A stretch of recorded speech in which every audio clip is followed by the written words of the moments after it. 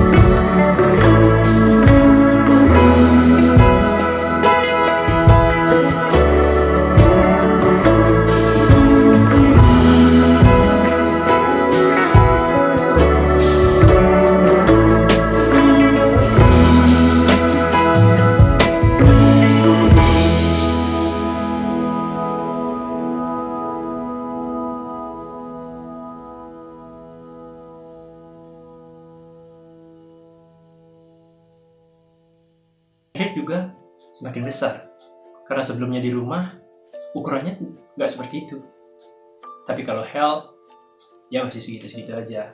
Setelah menempuh perjalanan yang amat banyak tantangannya, mereka pun tiba di Asgard. Nah, ukuran dari ular Jormungand ini juga bertambah. Bahkan ukurannya sudah lebih besar daripada pohon pinusnya. Panjangnya juga bertambah sekian meter. Dan Dewa Odin pun berpendapat bahwa ular ini masih kecil. Dia bisa bertumbuh lebih besar dan lebih besar lagi.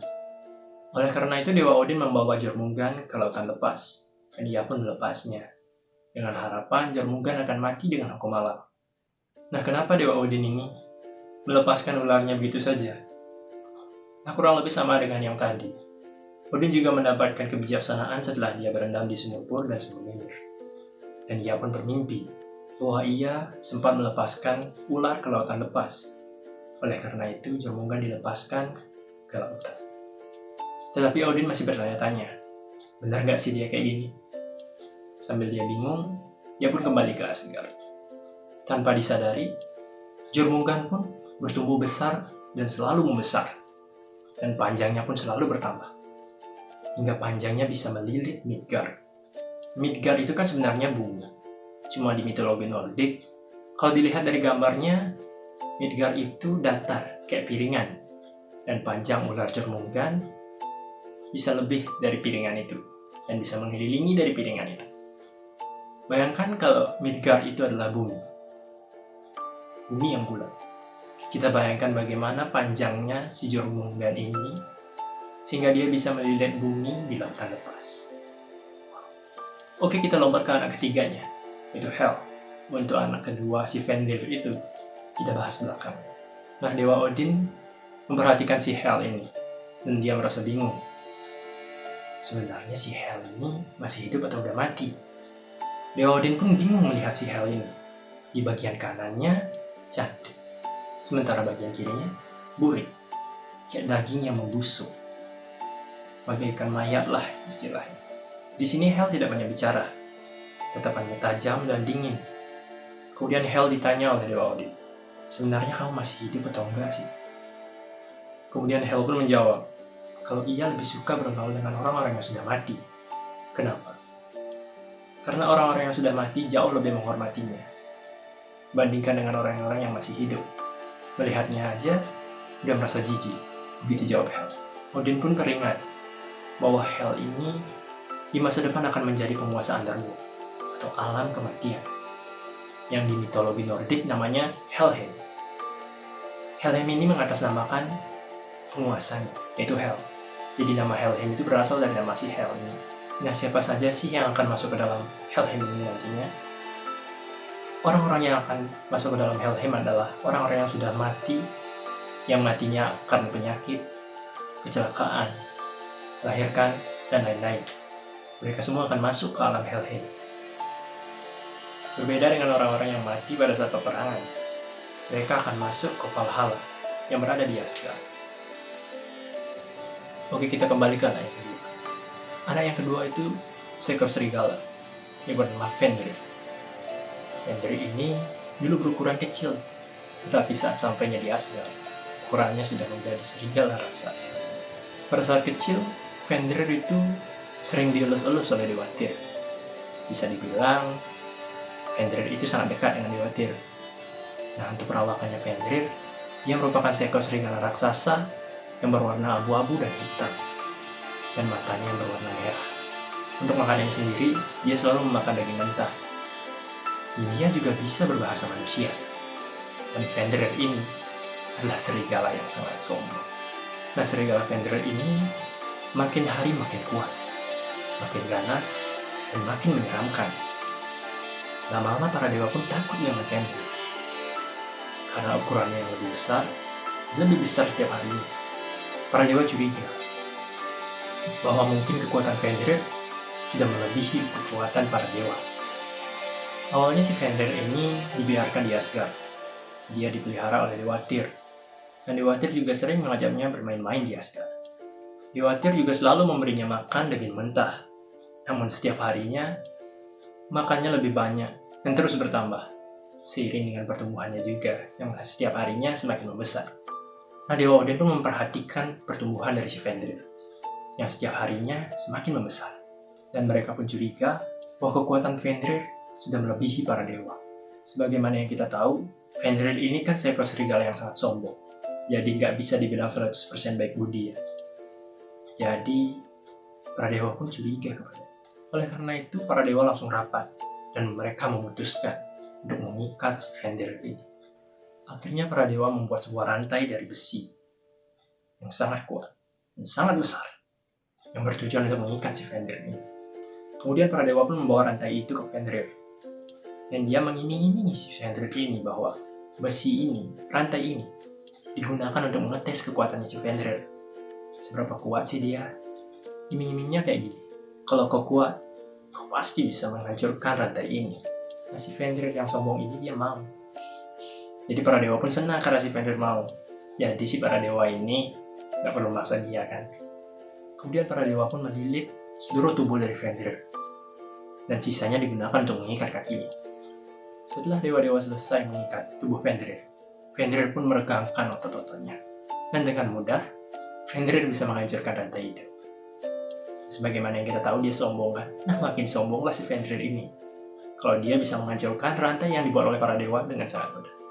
Nah keesokan harinya Dewa Tyr pun datang ke Fenrir dan Dewa Tyr bilang kepada Fenrir, kayaknya besok para dewa bakal ngetes kamu lagi deh. Dan karena si Fenrir ini sombong, dengan senang hati dia menerima tantangan itu. Namanya juga sombong. Sementara itu, para dewa sedang sibuk untuk membuat rantai baru lagi. Dan akhirnya, mereka membuat rantai yang lebih besar, lebih kuat dan lebih kokoh daripada rantai yang sebelumnya. Di mana rantai yang saat ini dibuat menggunakan logam yang terkuat di Asgard.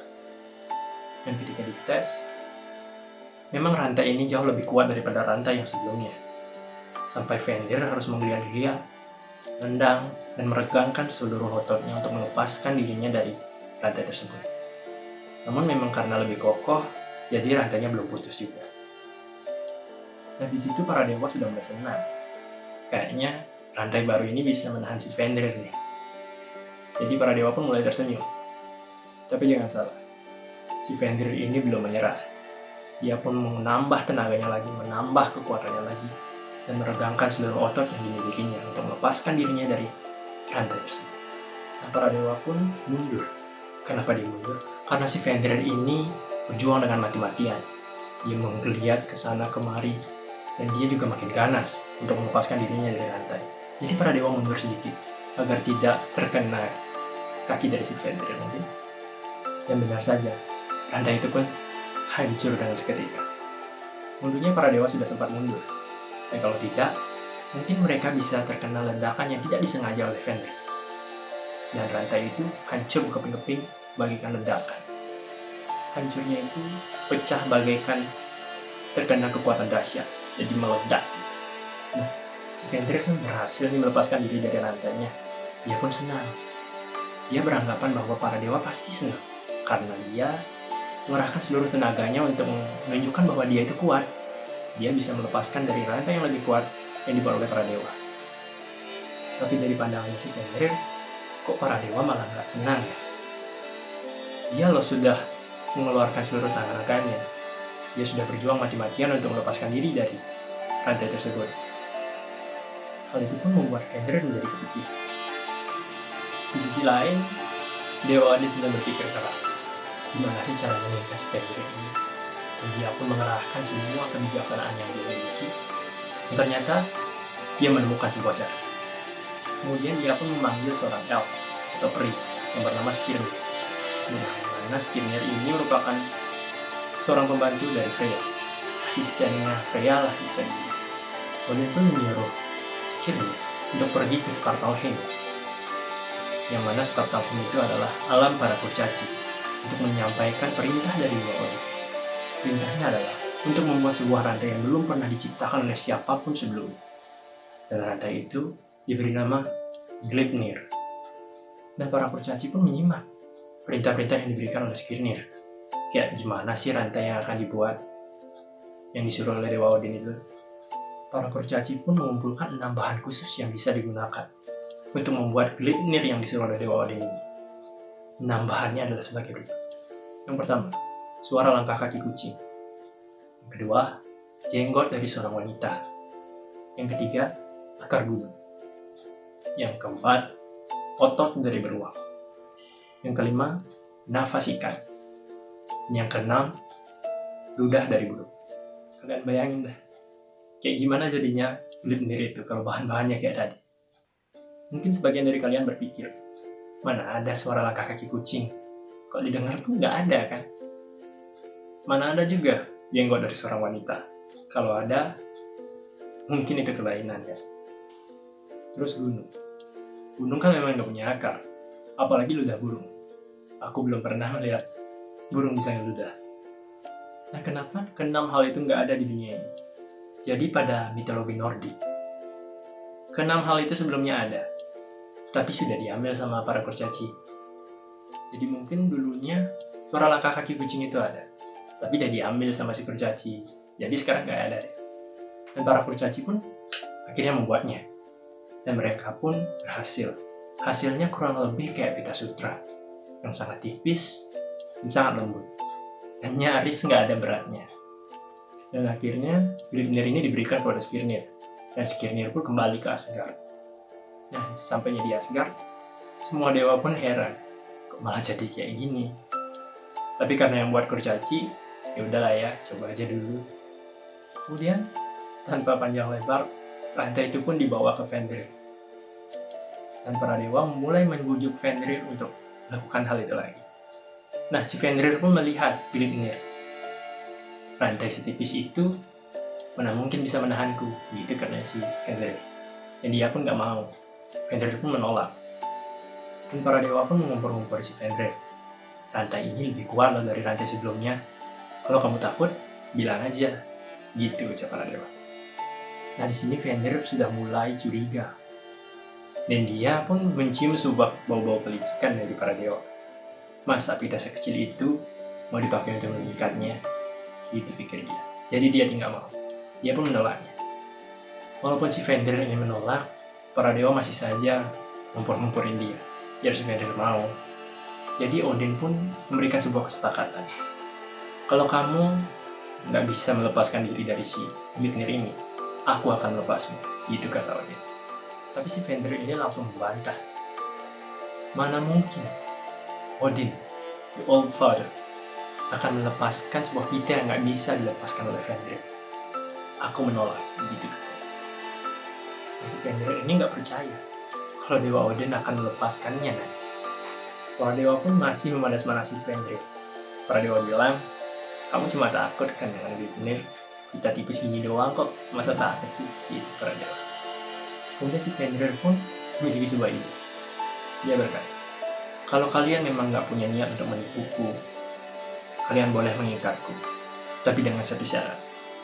Syaratnya adalah, salah satu dari kalian harus menaruh tangannya di mulutku. Hal ini untuk membuktikan bahwa tidak ada tipu daya di sini. Apabila raja sudah bisa dilepaskan, tangannya juga akan dilepas. Tapi, kalau di sini ada tipu daya, tangannya akan digigit sampai putus. Gitu ucapnya. Seketika para dewa langsung terdiam dan saling memandang. Siapa yang akan melakukan hal itu? Odin, Thor, Baldur, Heimdall, Freya, dan lain-lain. Mereka semua diam dan saling memandang. Sampai akhirnya, Dewa Tyr pun maju. Dan dia bilang, aku bersedia. Dewa yang memelihara si Fenrir dari kecil inilah yang bersedia. Dan Tyr pun maju dan meletakkan tangannya di dalam mulut si Fenrir. Dan kemudian, Fenrir pun menutup mulutnya. Kemudian diikatlah si Gleipnir ke seluruh tubuh Fenrir, sampai kakinya juga diikat. Dan Fenrir pun mengerahkan seluruh tenaganya, meregangkan semua otot-ototnya, yang menggeliat, meronta-ronta. Tapi bukannya Gleipnir itu bisa lepas, malah ikatannya makin kuat. Di situ para dewa sudah mulai tersenyum. Kayaknya Gleipnir ini bisa menahan Fenrir. Terus ketika para dewa sudah sadar kalau Gleipnir ini bisa menahan Fenrir, mereka pun tertawa. Cuma Dewa Tyr saja yang terdiam. Dan akhirnya Fenrir pun menyerah. Dia berhenti beronta-ronta. Harusnya ketika Fenrir berhenti bergerak, para dewa langsung melepaskan ikatannya. Sesuai perjanjian yang sudah dibilang oleh Odin tadi. Tapi nyatanya, para dewa masih sibuk dengan tertawanya. Kemudian Fenrir pun tersadar. Wah, ia ditipu oleh para dewa. Fenrir dan Tyr pun saling tatap menatap. Fenrir merasa tidak tega untuk menggigit tangan dari dewa yang merawatnya dari kecil. Dan Dewa Tyr pun berkata, gigit aja, gak apa-apa. Dan akhirnya, Fenrir pun menggigit tangan Dewa Tyr. Dewa Tyr hanya terdiam dan menahan rasa sakitnya, dan tidak bisa berbuat apa-apa. Kemudian si Fenrir melihat ujung dari Gleipnir. Ujung dari Gleipnir itu diikat di sebuah bongkahan batu yang sangat besar. Dan batu itu dimasukkan ke dalam sebuah lubang, yang lubangnya lebih dalam daripada dasar lautan. Yang mana hal itu sudah pasti akan mengikat Fenrir dan tidak bisa membuat dia kemana-mana. Dan akhirnya pun Fenrir tersadar bahwa selama ini tesnya adalah untuk mengikat dirinya agar dia tidak kemana-mana, bukan untuk mengetes kekuatannya. Fenrir pun marah, yang mengamuk kepada Odin, dan dia pun berkata, kalau kau nggak menipuku Odin, aku akan menjadi sahabat dari para dewa. Tapi karena kau terlalu takut dengan mimpimu, kau sampai mengkhianatiku. Kemudian Fenrir pun bersumpah, dia akan memakan bulan dan matahari. Dan dia juga bersumpah akan membunuh Odin di masa depan nanti. Dan dia akan menikmati segala proses dalam pembunuhan si Odin. Sesuai dengan takdir yang sudah dituliskan, di Ragnarok nanti, Fenrir akan terbebas. Dan dia akan bertarung dengan Odin. Para dewa pun langsung mundur, karena Fenrir semakin memberontak. Kemudian salah satu dari para dewa menusukkan pedangnya ke mulut dari Fenrir. Pedangnya menancap di rahang bawah dari Fenrir, sehingga membuatnya susah untuk membuka dan menutup mulutnya. Sehingga air liurnya terus mengalir dan menjadi sungai. Para dewa pun pulang dengan rasa senang. Mereka sangat bahagia karena bisa mengikat si Fenrir. Mereka pulang dengan penuh tertawa dalam perjalanannya. Hanya Dewa Tyr lah yang terdiam. Dan Tyr pun berkata, sungguh serigala yang sangat malam. Dia memang sombong, tapi sebenarnya ia ingin bersahabat dengan para dewa. Hanya karena Odin terlalu takut akan mimpinya, hal itulah yang membuat Fenrir menjadi musuh para dewa, terutama si Odin. Dan untuk ular Jormungand sendiri, dia nggak memusuhi semua dewa. Dia hanya nggak suka sama Thor, karena memang dari dulu mereka berdua memang saling membenci. Dan untuk Hel sendiri, aku juga kurang tahu apakah dia memiliki masalah dengan Dewa Dewi, atau dia hanya mengikuti arahan dari ayahnya dan saudara-saudaranya. Aku juga kurang tahu.